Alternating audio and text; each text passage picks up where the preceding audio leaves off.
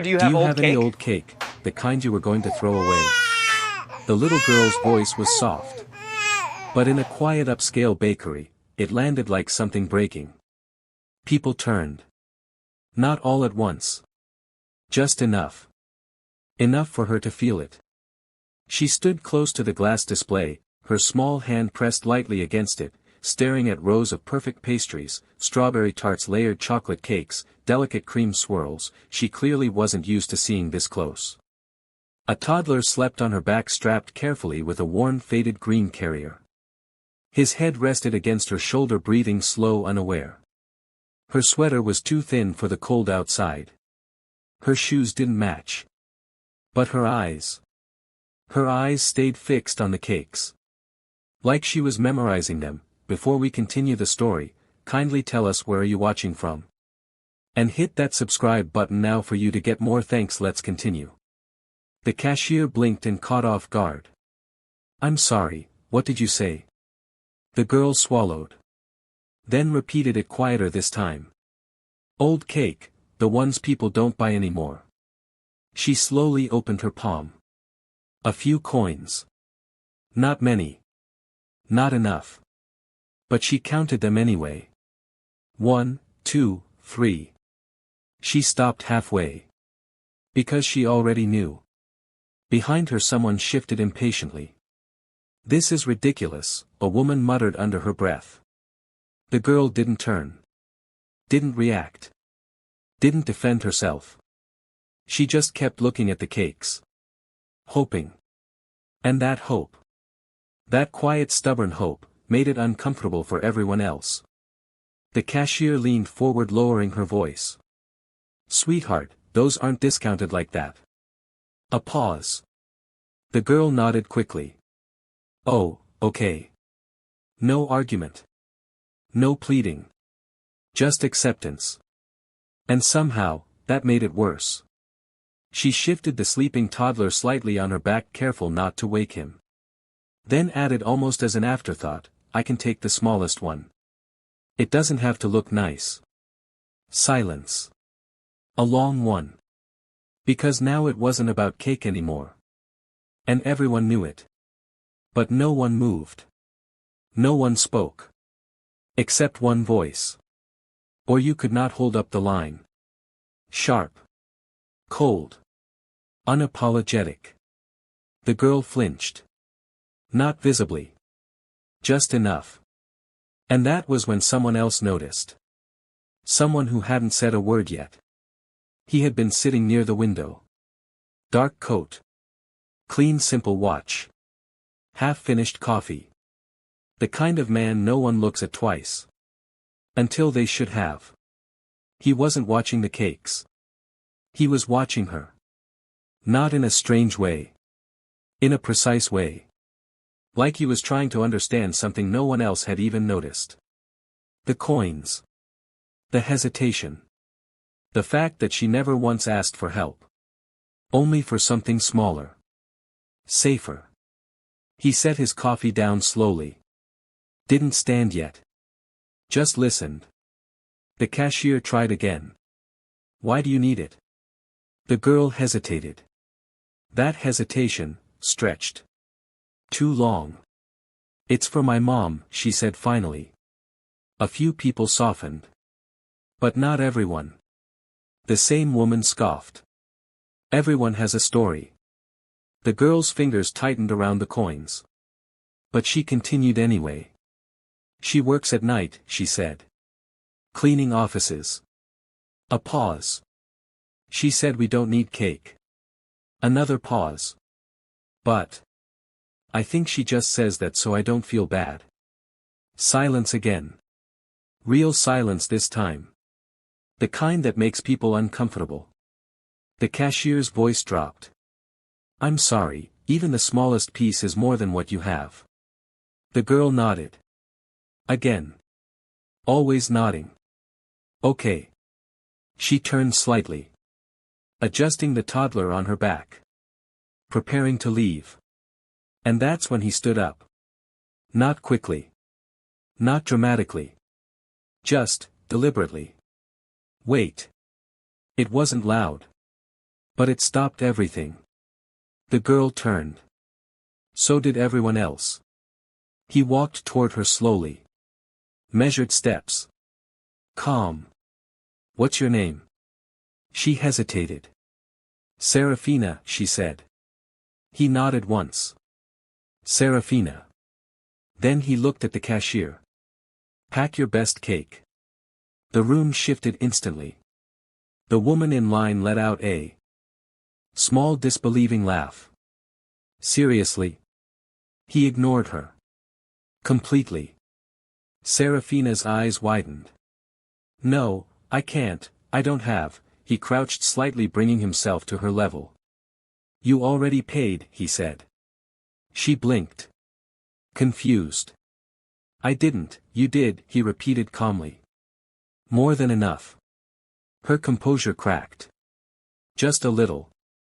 Her lips trembled. But she held it together.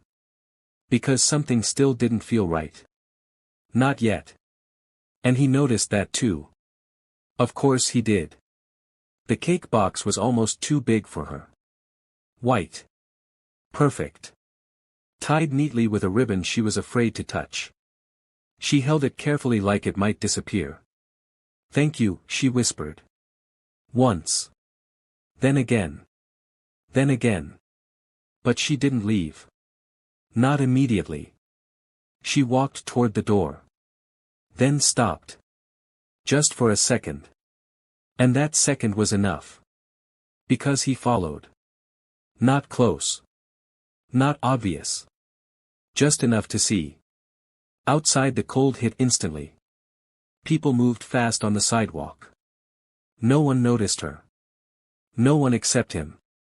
She adjusted the toddler again, then looked down at the cake. And that's when her expression changed. The relief disappeared. Replaced by something heavier. Something worried. Something afraid. He stepped closer. Serafina, he said gently. She froze. Then turned slowly. You said it's your mom's birthday. She nodded quickly. Too quickly. Yes. A beat. He didn't move. Didn't blink. What aren't you telling me? The question landed softly. But it hit harder than anything else. Her fingers tightened around the box. For a moment, she said nothing. Then she shook her head. Nothing. But her voice cracked. And that was enough. Because now it was obvious. This wasn't about a birthday. Not really. She started. Then stopped. Because saying it would make it real. And she wasn't ready. Not yet. Behind them a black SUV slowed slightly at the curb. She didn't notice. But he did. And suddenly. This wasn't a simple act of kindness anymore. Not even close. Serafina, he said again, quieter this time. You're not safe, are you? Her eyes filled instantly. And that silence. That silence was the answer. The black SUV didn't park. It lingered. Engine low. Windows tinted just enough to hide who, or what, was inside. Serafina hadn't noticed it yet. She was too busy holding the cake like it mattered more than anything else. But he noticed. Of course he did. Serafina, he said a little firmer now. She looked up. Is someone following you? The question hit instantly. Her face changed. Not confusion. Recognition. Fear. No, she said quickly. Too quickly. He didn't respond. Didn't argue. He just glanced, once, at the SUV. That was enough. Because the vehicle moved. Just slightly. Closer. And now, it wasn't subtle anymore. Where do you live? He asked. I'm fine, she replied. A step backward. Protective. Guarded. I just need to go. The toddler on her back stirred slightly, letting out a soft, sleepy sound. She adjusted him instinctively. Still trying to leave. still trying not to say anything. And that's when the rear door of the SUV opened.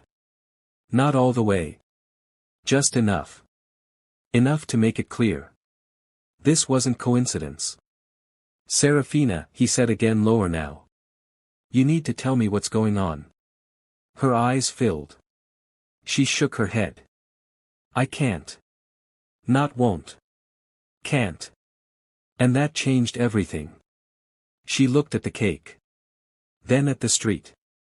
Then back at him. Like she was choosing between two bad options. I wasn't supposed to come here, she said quietly. The words came out fast now. Before she could stop herself. My mom said to stay inside. To lock the door. But I wanted to get something for her. Her voice cracked. She hasn't been eating. A pause. She pretends she's not hungry. The SUV door shifted again. A shadow moved inside. He stepped slightly closer to her. Not touching. Just, there. Who's in that car? He asked. She didn't answer. Because she didn't have to. They came this morning, she whispered. They said if we didn't pay, we had to leave today. Eviction. But not the normal kind. This felt different. They told my mom she had one day, she continued. And when she said she needed more time, she stopped. Her breathing tightened. They didn't like that. The man's expression didn't change. But something behind his eyes did. Cold. Focused. And you think that's them? A small nod. They followed me, she said. Now the fear was real. Not hidden anymore. Not controlled. I didn't mean to. I just needed to get the cake first. That line. That line didn't make sense. Not logically. But emotionally. It made perfect sense. And that's when the SUV door opened wider. Two men stepped out. Not rushed. Not loud. But deliberate. The kind of calm that isn't safe. Hey, one of them called. Not friendly. Not aggressive. Just controlled. Serafina froze. Her fingers tightened around the cake box. The toddler shifted again, starting to wake. The man beside her didn't move. Didn't step back. Didn't hesitate. Stay behind me, he said quietly. She didn't argue. Because now, she understood. This wasn't just about money anymore. The men walked closer. One of them glanced at the cake. Then at her. Then at him. And who are you? He asked. The question hung there. Waiting. Measuring. The man didn't answer immediately. Instead he reached into his coat. Not fast. Not threatening. Just enough to shift the balance. The men tensed slightly. He pulled out a phone. Simple. Clean. Expensive. You don't want to be here, he said calmly. They smirked. We're exactly where we need to be. A beat. Then he made the call. One number. No hesitation. You have 30 seconds to leave, he said into the phone. No explanation. No names. Just certainty. The men laughed. Until they didn't. Because their phones rang. At the same time. Both of them. They glanced at each other. Then answered. And everything changed. Their expressions shifted. Confusion. Then realization. Then something worse. Fear. Real fear. Understood, one of them said quickly. The call ended. Silence. Heavy. Immediate. They stepped back. No arguments. No threats. Just gone. Back into the SUV. Doors shut. Engine gone. Like they were never there. Serafina stared. Not understanding. Not yet. She looked up at him slowly. Who are you? He didn't answer. Not directly. Let's go see your mom, he said instead. And somehow, that answer was bigger. The building wasn't far. But it felt like a different world. The streets grew quieter. Colder. Less polished. Less seen. Serafina walked ahead this time. Still holding the cake. Still careful. Like it mattered more than anything else. They stopped in front of a narrow building. Paint peeling. Lights flickering in the hallway. The kind of place people pass, without looking. This is it, she said softly. She pushed the door open. It creaked. Loud in the silence. They walked up the stairs. Second floor. Third door. She stopped. Something was wrong. The door was open. Just slightly. Her breath caught. No, she rushed forward. Pushed it open. Mom. No answer. The room was dark. Too quiet. Too still. The cake box slipped slightly in her hands. He stepped in behind her. Scanning. Listening. Then he saw it. The table. An envelope. And beside it. A phone. Cracked. Left behind. Serafina stepped closer. Slowly. Like she already knew. She picked up the envelope. Hands shaking. Opened it. Read it. And froze. What does it say? He asked. She didn't answer. Because she couldn't. Tears filled her eyes instantly. Her voice barely came out. They took her. Silence. Then, they said if we want her back, we have to pay. The cake slipped from her hands. But he caught it. Before it hit the floor. And in that moment. This stopped being a story about kindness. And became something else entirely. The words didn't settle. They took her. They didn't sound real. Not yet. Serafina stood frozen, her hands trembling, her breathing uneven. The room felt smaller now. Tighter. Like the walls were closing in. But he didn't freeze. He moved. Fast. Precise. Show me the letter. She handed it over without thinking. He read it once. Then again. Short. Cold. Deliberate. No names. No location. Just instructions. And a number. He pulled out his phone immediately. This time, different energy. Focused. Dangerous. You're going to stay with me, he said calmly. Serafina shook her head. No, I have to find her. You won't find her alone. That stopped her. Because deep down, she already knew that. He dialed. No hesitation.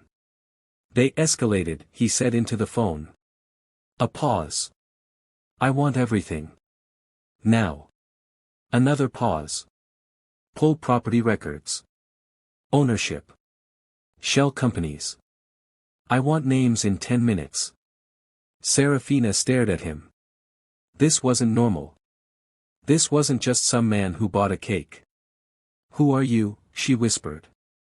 He ended the call. Looked at her. And for the first time. He answered. I'm the reason they're about to regret this.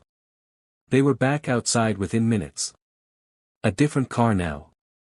Not rented. Not subtle. Black. Armored. Waiting. The driver stepped out immediately. Sir. Respect. Immediate. Unquestioned. Serafina hesitated. This didn't make sense. Nothing about this made sense. He opened the door for her. Get in. She didn't move. Not yet. You said they took her, he continued. That means we don't have time to be afraid of the wrong things. That line hit hard. Because he was right. She got in. The toddler stirred slightly but didn't wake.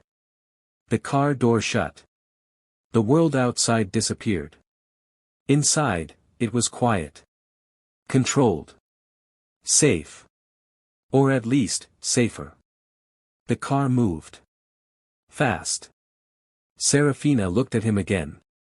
You knew they would leave earlier, she said slowly. He didn't deny it. You made them leave. A pause. Yes. Her voice dropped. Who are you? This time. He didn't avoid it. My name is Alaric Thorne. The name meant nothing to her. But it would have meant everything to everyone else. Investments. Real estate. Technology. Power. The kind of power that doesn't need to announce itself. It just acts. And those men, she asked. They work for people who think they're untouchable, he said. A pause. They're wrong. The car didn't stop in the city. It moved beyond it. Past the lights. Past the clean streets. Into places people don't talk about. Warehouses. Industrial blocks. Dark corners of a city that pretends they don't exist. Serafina's grip tightened around the cake box again. She hadn't let go of it. Not once. We're close, Alaric said. She looked at him. How do you know? He didn't answer immediately. Then, because they're predictable. The car slowed. Stopped. Ahead, a warehouse. Lights on inside. Too bright. Too obvious. Like they wanted to be found. Or didn't care. The driver turned slightly. We're ready. Alaric nodded once, then looked at Serafina. Stay in the car. No, immediate. Firm. He studied her. Saw it. The fear. But also something stronger. Determination. I'm not staying, she said. A long pause. Then he nodded. Stay close. They stepped out. Cold air. Silence. Too quiet. They moved toward the building.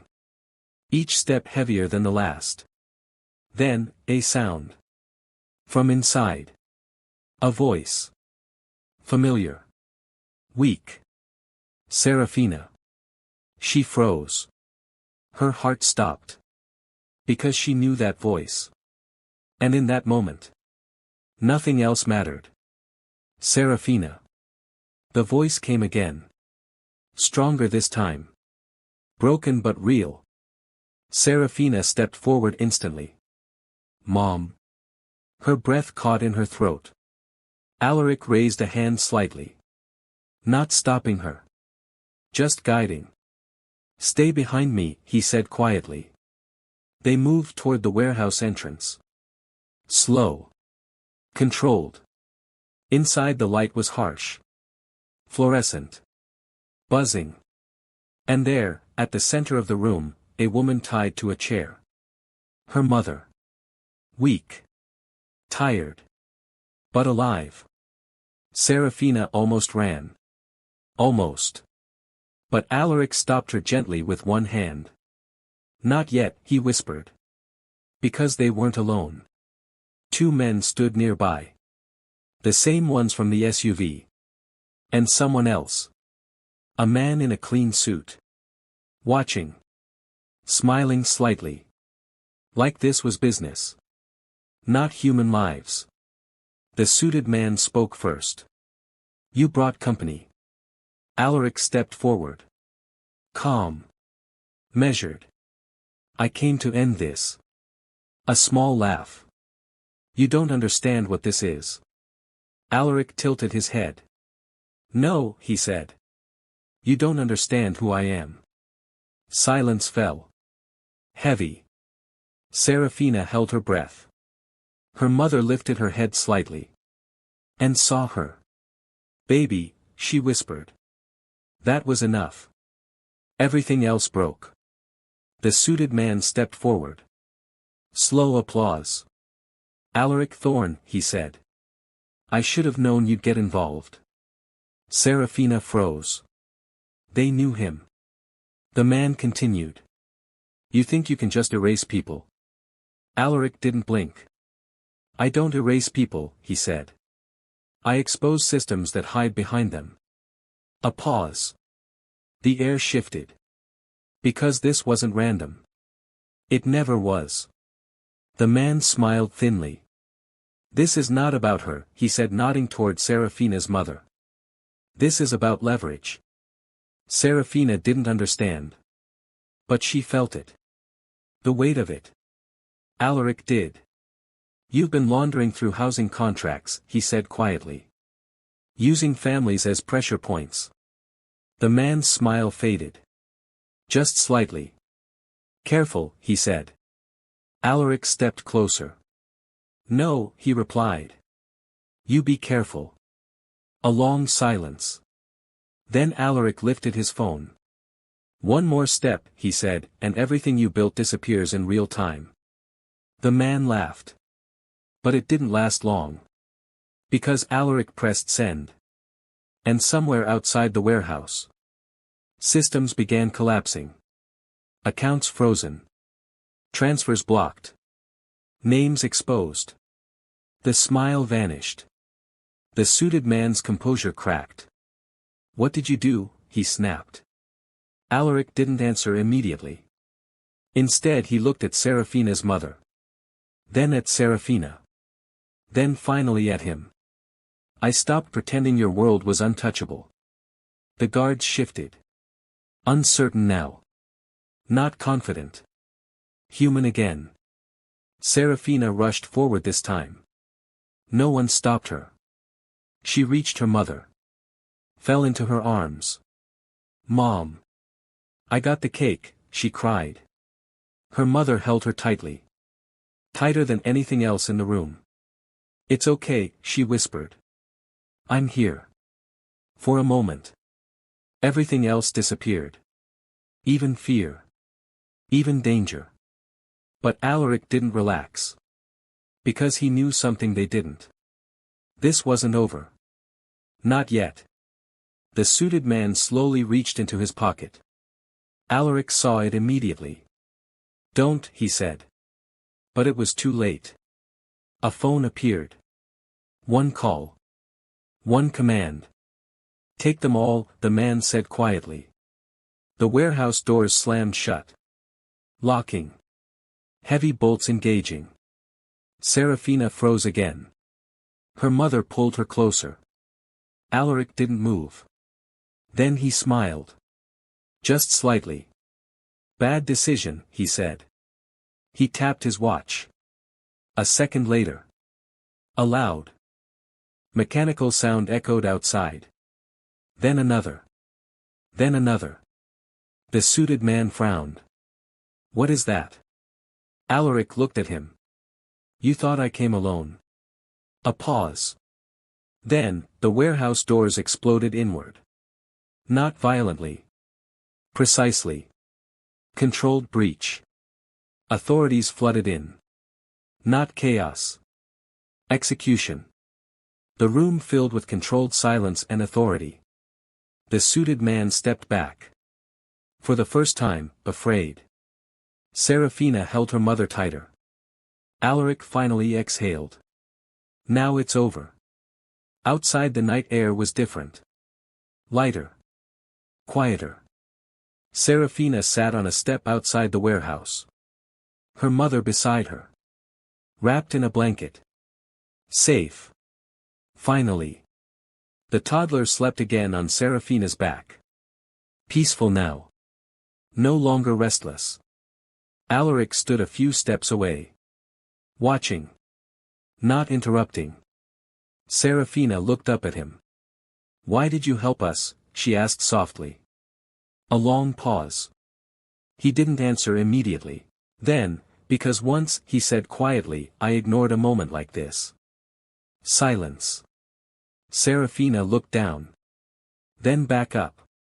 You didn't this time. A faint smile. No, he said. I didn't. Her mother stood slowly. "Thank you," she said. Alaric nodded once. No speech. No spotlight. Just action fulfilled. As he turned to leave, Serafina called out softly. "Sir." He stopped. She hesitated. Then smiled. "Do you like old cake?" For the first time. He laughed. Quiet. Real. "Yes," he said. "I think I do." And he walked away. Not as a billionaire. But as someone who finally got something right.